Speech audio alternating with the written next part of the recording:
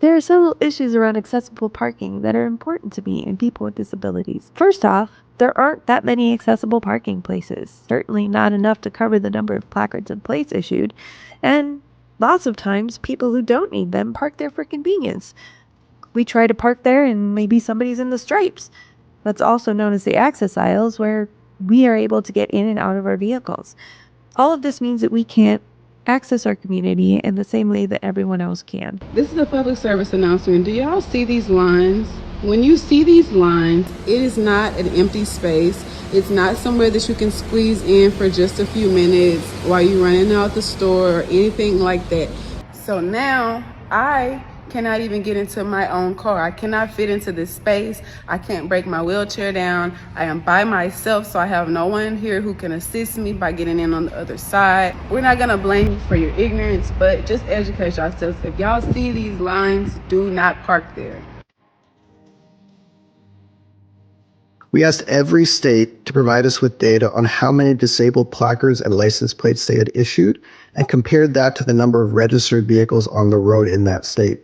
The results we found that across the 20 states that provided us with that data, nearly 10% of all registered vehicles had a disabled placard or license plate, showed us very clearly that change is needed in accessible parking rules, starting with increasing the percentage of accessible parking spaces. The United Spinal Accessible Parking Working Group has gathered information from across the country to create a guide that you can download from our website.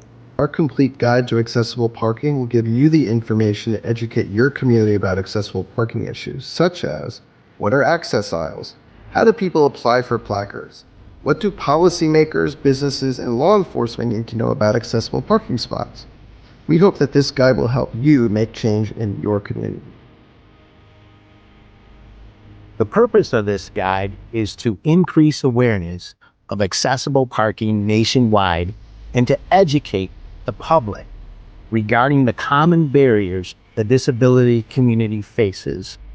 As we all know, accessible parking is one of the keys to independence for people with disabilities to live independently.